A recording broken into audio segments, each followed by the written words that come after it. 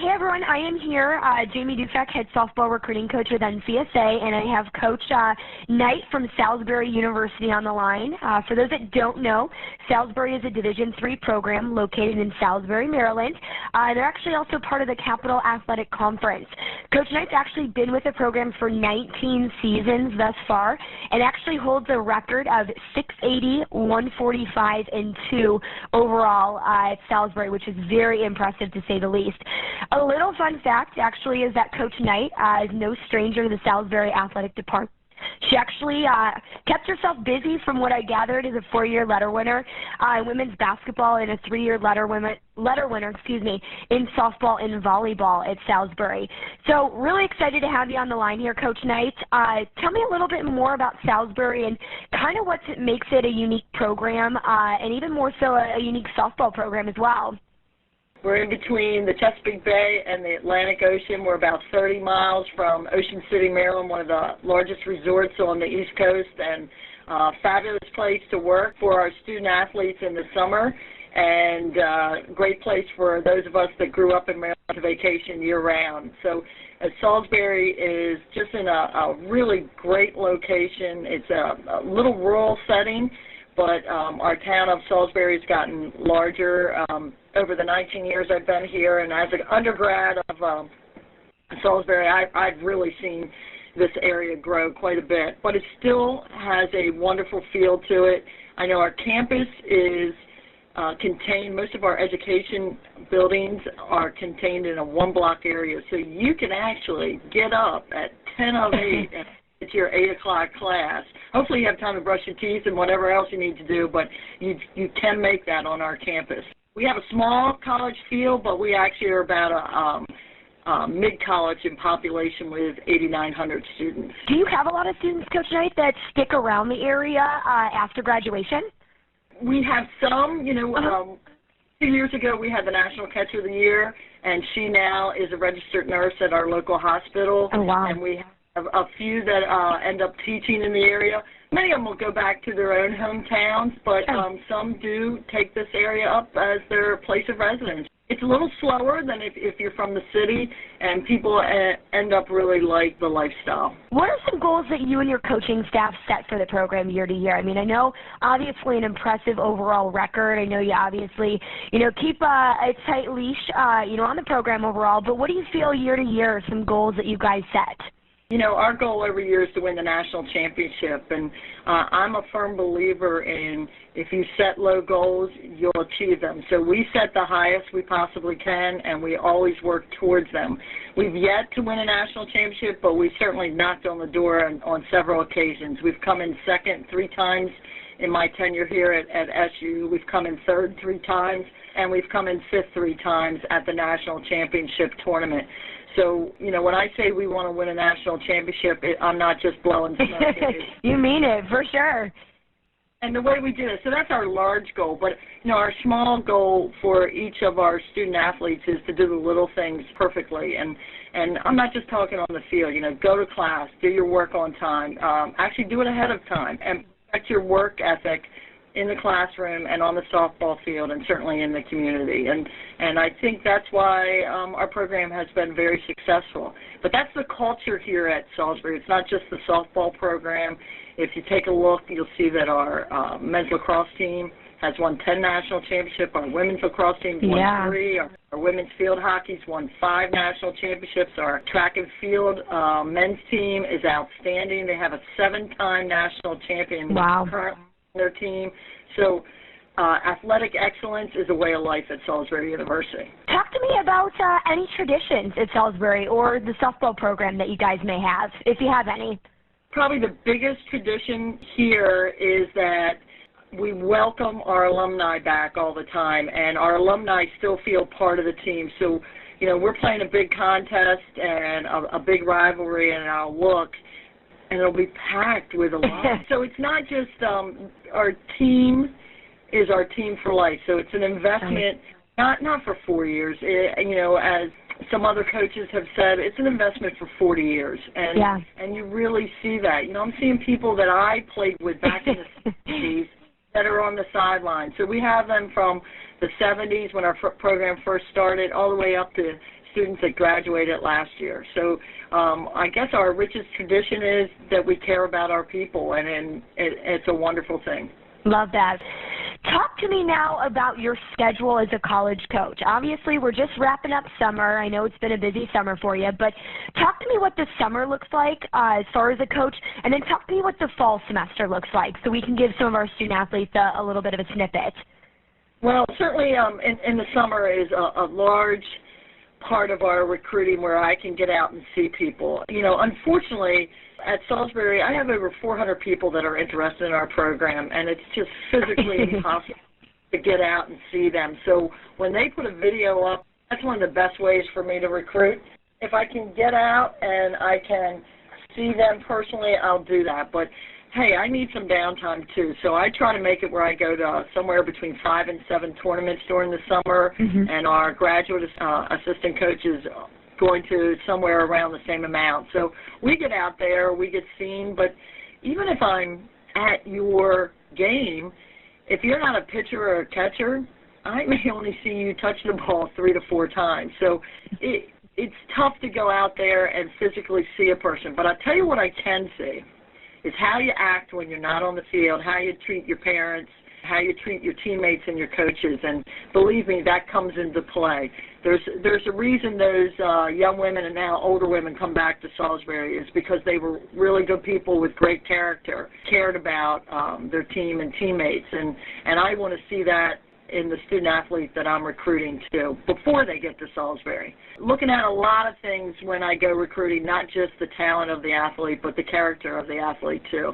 Now, as summer draws to an end, you know, we're getting ready for our students to come back to Salisbury University, and we're also getting ready for our first team meeting, which will be on September 1st, and they'll get their athletic, physical, and screening, and then there'll be weight training well before we start practice, and then once practice begins around September 20th, we'll be able to go for 5 weeks, no more than 16 practices in that 5-week period, and then we're off, and then we'll be back ready to go again in January. Quick turnaround, right? It is a quick turnaround, and it sounds like a lot of time, but it really is not to prepare for the coming season. Absolutely. So what do you feel your main job as a coach during the fall is in terms of recruiting? What do you feel like you find yourself doing the most of, essentially? Well, probably finalizing our whatever year that is, getting those student athletes in. So we're trying to narrow down. Like I said, I had 400 and some athletes. Probably of those 400, 200 are with the class of 2016. So we're going to narrow that down, and we're going to find our top 20, 25 that really have an interest in Salisbury, and then we'll keep narrowing that down. We'll invite them to campus to see a practice, you know, maybe enjoy a football game after we're done with softball practice or whatever else is going on, a soccer game, so they can get a real feel what it's like. And then if I have an opportunity, I might get out to a fall tournament. But we really want to narrow down the people that want to be here, that fit with our team culture and fit with our team goals.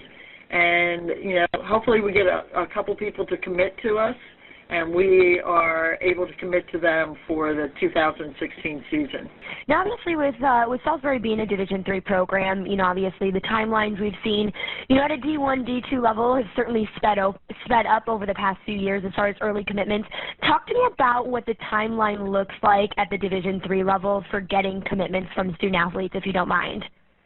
Sure. You know, I know in some conferences that the commitment has to be in November. Here at Salisbury, we don't have that. I just had a young lady contact me yesterday that wants to play for this fall, and I went, wow, it's really late. And so we've had a nice discussion. So, you know, she obviously got into Salisbury, and then I'm not sure why she didn't contact me. Till now, sure. So you still have that possibility. She better be pretty good, though, because we obviously the people that have been pro-Salisbury for a long time and have committed to us, and we want to be true to them. I would say you really need to get your application in by November, December, and then you can assure that you can get into our university if you have the right grades. If you wait to March, April, you're going to have extremely high SATs and to get into Salisbury. The earlier you get in, you can go early decision. There's a little more wiggle room, but the longer you wait, the tougher it is to get into our institution. Absolutely. Now, in regards to obviously academics, with Salisbury being a higher academic institution, we talk a lot about GPA test scores. What is the minimum threshold, Coach Knight, that you look for as far as student athletes to have with that GPA and those test scores? Okay, if they have a 3.25 weighted GPA, they better have a 1680 or higher SAT, because it's going to be very difficult for them to get in unless they're coming from some school where no other students have found. Sure, they're the one kind of needle in the haystack, essentially. Yes. So if you have a 3.5 GPA, you can do SATs optional at Salisbury. But if, hopefully you can get some academic money, you're going to need to have that GPA and the SATs. And like all universities, you can go to our admissions page and financial aid and look at the net calculator to see if you would get any academic money. But, that's for them to decide. That's as far as I can go with that. But get a 3.5 and probably 1750 on your SAT, and you'll have no problem getting into Salisbury. Great. Do you feel like recruiting is different at Salisbury compared to other Division III programs that are out there, with it being of a little bit of a higher academic standing?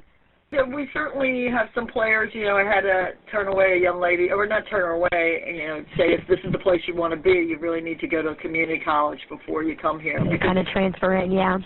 Yeah, because I knew with her grades, she wasn't going to get past our admissions counselors. It's just not going to happen. And, I know some teams have, or some places have slots or whatever to get one or two people in. We don't have that at university, at Salisbury University. So you really have to be your own person. Everything you get here, you're going to earn. And I think it really prepares you for life once you get out. Absolutely. I think you said that very well. We talked obviously a lot about academics, obviously, which is, kind of the key component here, comes first and foremost. But talk to me about what you typically look for in a student athlete through the recruiting process. What do you feel separates one athlete from the next? Well, I'm going to look for speed and power. I cannot teach speed. Mom and Dad gave you whatever speed you have there, maybe Grandma and Grandpa. So genetically, we can make you a little faster, but you either have it or you don't. If you're not real fast, then hopefully you're pretty powerful, and certainly a great softball IQ. And then that person that has that great character that can cheer their teammates on even after they've struck out, or the kid that bounces back right away after an error instead of sulking and having their head down. So they're the intangibles, the thing in the character, but power, speed, that softball IQ. And then, I can give you some concrete numbers that we look for. Sure. If you're quick, if you say you're fast, then you should be under 3 seconds from home to first. And if you really think you're fast, you should be under 2.80. Okay. I was going to say, now we're talking. That's more my speed. I was certainly the speed factor. That was my it factor there. Okay, and then we want your ball exit speed when you hit. We want that to be in the high 60s, if not low 70 mile per hour range. And now I know you have some power. Great. I really do. Those things are concrete. Overhand throw, would love to see you at a minimum be in the upper 50s, but really like those players that get that 60-plus mile per hour overhand throw. Really like the pitchers that have over 60 miles per hour, not what you think you are. I get those. Accurately, yes, here. Yeah, I throw 61 miles per hour, and then we go out to see them, and we're getting 54 on our radar gun, and we know how to use those pocket radars precisely, so we know what accurate is. But if you don't throw with a lot of speed, so let's say you are somebody about 56, 57, which isn't overpowering by any means, but you've got great spin rates in like 24 on your spin rate, 28, then that ball is really dancing. We would certainly look at that pitcher without any reservation, because that ball is moving. Oh, yep. there. Now, obviously, you talked a lot about measurables, kind of talked about those baselines, but what do you feel when you're searching or reviewing online profiles? You touched on that a little bit. What do you feel you're generally looking for? Or, you know, what are you assessing in a skills video? What are you assessing in their academics? What are some things that you generally look for overall? Well, I certainly, Jimmy, the first thing I look for are the grades. And, you know, I'm not even going to view their video if they don't have the academic numbers, because it would be a waste of my time. I just can't. There's nothing we can do about getting them in unless in their intro letter they go, hey, I know my grades are low. This is the place I want to be. I'm willing to go to community college, or I'm taking these classes to bump my GPA up. Now you've got my interest. Now we're piquing some interest there. When I look at their video, I want to see how they're dressed in the video. You know, or do you really take pride in the way you're presenting yourself out there to so many people? Your hustle within the video, so in between reps, what are you doing? You know, is it so edited down I don't get to see that? All right, let's say it is. Then the ground balls, the fly balls are being hit to you. Are they tough? You know, or could anyone field them? You know, if at my age I can still go out there. That's a great point. Absolutely. Yeah, well, you might not be the person we're looking for if Grandma and Grandpa would look like superstars with the same ground balls. Yeah. I appreciate that. When you're talking about the skills video, I think this is actually a great point that you brought up, Coach Knight. What do you look for a student athlete to wear? I mean, do you have any tips or any suggestions? I think that's maybe one thing that we don't always touch on with our student athletes. Well, first things first, please don't wear your cap backwards. Yes. All right, second thing, if you're taking live pitches and you don't have a helmet on, then all that's telling me is it's not very fast, okay? So that's okay off the tee. I certainly understand that, and with soft toss, but if someone's really pitching to you, you should have a helmet on. Maybe it matters how far, it'll show your power, but it doesn't show me you can hit live pitching. Yeah. Live pitching is always the best. And I mean somebody that can bring it in there. And I understand that your coach might be only 35 feet away, but that's good unless they're throwing humpback whales at you. And then more of the slow pitch style.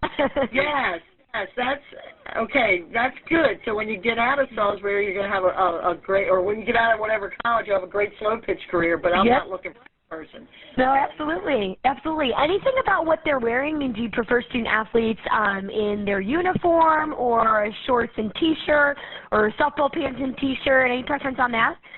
You know, as long as you're neat, I think I'm okay with that. I like your shirt tucked in when you're doing this, and I certainly don't want to see your advertisement for the local eatery on your T-shirt.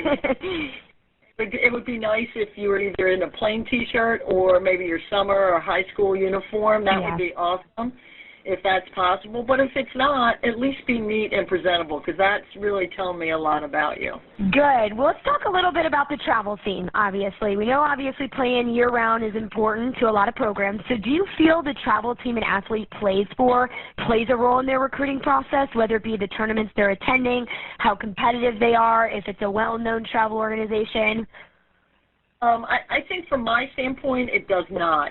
I think they need to play on a competitive team, but they do not need to travel all over the country. You know, and I really mean that. I went to see a young lady up in New Jersey who was actually from California who got picked up on a team to get to New Jersey so that I could see her. Oh, wow. And, yeah, so it was a really great effort on her part. The team she got picked up on was probably 2 years younger than her actual age, so she was playing on a much younger. Their skill level wasn't where hers was, but I could still see her play, and I was like, so I didn't rate her on her team. I actually watched her and what she did, so that was important to me. You know, some people can't afford that nationwide and the exposure. Absolutely. So if that's the case, then try to play in the most competitive tournaments you can, not just your local tournaments. You know, at least try to play in most of your state. Now, Maryland's a smaller state, so you can get one end to the other in about 6 hours. The case in some other places. But, you know, like in the Midwest and the Chicago area, I imagine there's some great competitive tournaments without traveling to neighboring states. So just there, be as competitive as you can financially afford, and maybe let the coach know that, hey, my family was unable to let me travel all over the country, but I'm on a really good team with some great teachers as coaches, and I want to be part of your program. Please come out and see me, or here's my skills video. And I think those things become more important than traveling all over the country. In regards to some do's and don'ts of the recruiting process, what is your opinion for student athletes on things that they should do and some things that they should shy away from? Okay, I think you want to personalize it any way you can. So I know in your recruiting service you'll send out letters to coaches, to many coaches. Have that student athlete follow up after your lead. And I think that's very important. Check your writing and make sure it's clear. And the other thing is, I don't want to know everything about you in your first letter.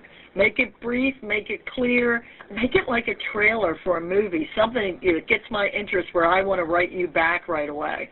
So instead of giving me, I don't know, a 500-word essay in your introduction letter, maybe you make it short, sweet, and to the point, and you just get my interest.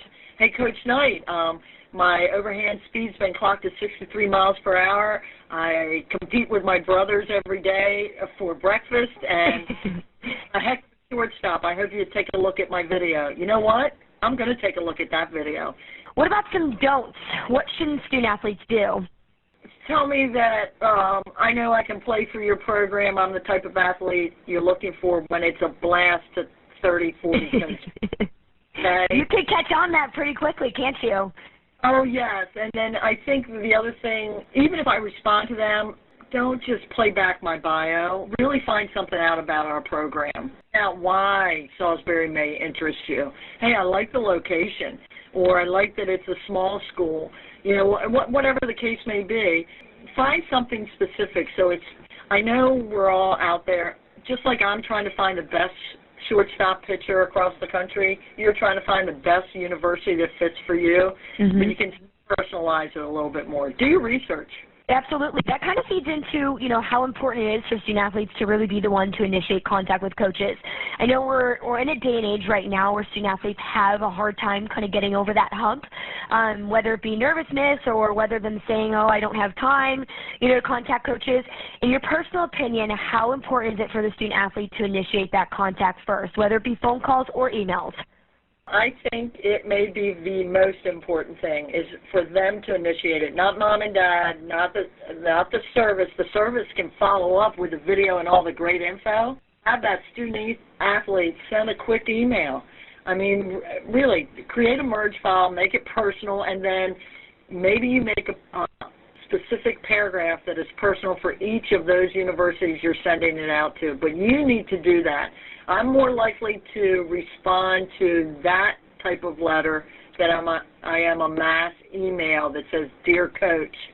Right, so I think that is just so important because we get so many emails. What's going to make you stand out from that sea of student athletes reaching out to us? Do you feel like there's anything in a subject line or anything that really kind of draws your attention right off the bat? I mean, again, you alluded to the fact that you get hundreds of emails, if not on a daily, on a weekly basis. Is there any suggestions you have for student athletes to get something to kind of pop in that subject line? So if you would put 2016 pitcher, 3.5 GPA, 63 mile per hour, rise ball, whatever you have. Maybe it's a 58 mile per hour drop curve with a spin rate of 24. I am clicking that thing so quick. Yeah, it would make your heart stop how quick I'm going to. It's the specifics, right? Just kind of some trigger points that grabs that attention. It sure is. And look, that's a lot of info, but it's probably no more than 25 letters or numbers. Yeah, and especially with abbreviations. I mean, tell me how you actually feel about the subject line of interested athlete or interested in Salisbury. I mean, does that make your skin crawl every time you see that email? Yes. Well, it just makes me want to I pass over it and I go to the other stuff first, and if I have time, I'll come back. So when you're talking about student athlete not having time, you better make think about it from a coach's perspective. I know there's just not enough hours in the day. No, but they better make it so it grabs my attention. Sure, absolutely. really think throwing out your academic numbers and then position and something concrete.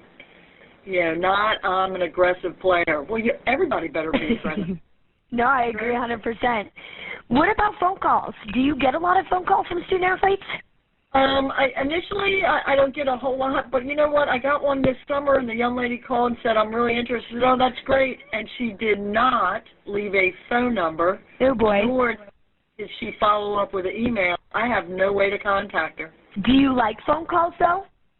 Yeah, Okay. I like to speak to people, so that's okay, and they're more than welcome to call us. At Division III, we can do a lot more contact than Division I can do. Mm-hmm. So I can call them, they can call me, we can text each other. Oh, I think it would be awesome, and then just follow that up if you can with a short email saying it was great talking to you today, Coach Knight.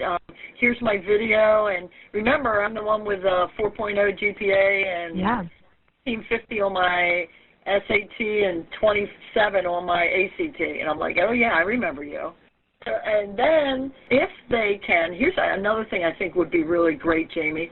If when they send their information, if they can put a photo, so I start putting a face to that name, and then a voice with a phone call, then golden.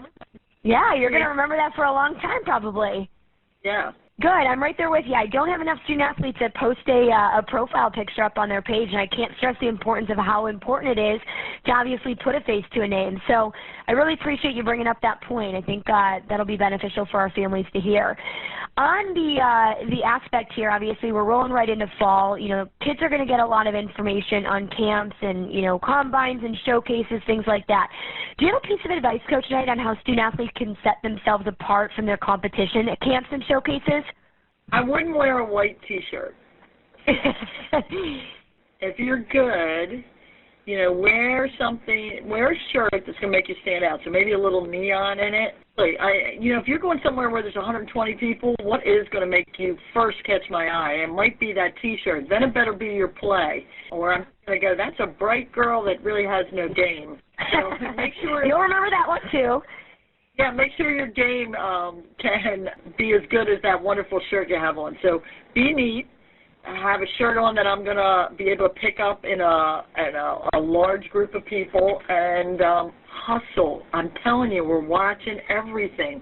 So you get 5 reps, but I'm watching how you treat the kid that's ahead of you in line, behind you in line, how you treat your parents at the end. One of the things I hate, Jamie, is dad and mom at the end of a game or a showcase, whatever it may be, and the student athlete hands them their bag. Mm-hmm. And I'm like, are you kidding me? Now, that would be okay if that student athlete's picking up the cooler or picking up the little brother. Has other things in their hands, yeah. But not, hey, dad and mom have given all that time to be there. You should be carrying them to the car. So stand out in what you wear. Make sure you hustle all the time, and you're cheering on people. Because remember, not everybody on our team is a starter.